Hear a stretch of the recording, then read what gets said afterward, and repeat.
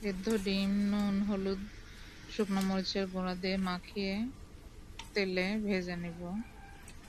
আমি আগে থেকেই ডিমগুলো সেদ্ধ করে রেখেছিলাম এবং পেঁপে হালকা গরম পানিতে সিদ্ধ করে নিয়েছি। এখন কড়াইতে তেল দিয়ে দিব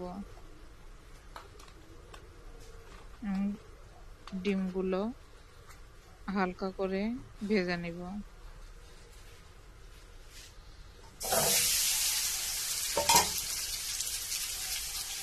কিছুক্ষণ নাড়াচাড়া করে এপিট ওপিট করে ভালোভাবে ভেজে নিব।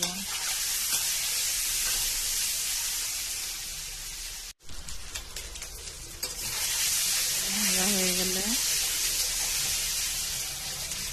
তুলে নিব।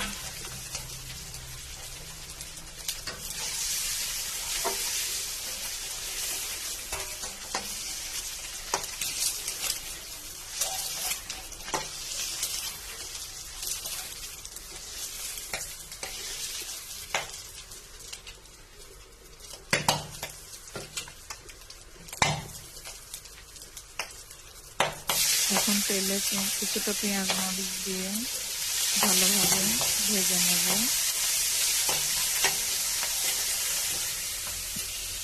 এখন সেদ্ধ পেঁপে সাথে শুকনো মরিচ গুঁড়া, পেঁয়াজ বাটা, রসুন বাটা, আদা বাটা, জিরা বাটা, লবণ, হলুদ, ধনিয়া গুঁড়া সব মশলা একত্রে দিয়ে একসঙ্গে কষিয়ে নেবার পরে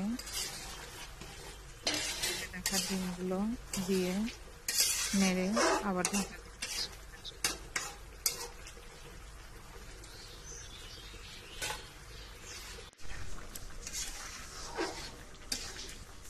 পানি দিয়ে কিছুক্ষণ রান্না করার পরে তরকারি নামিয়ে নেব এবং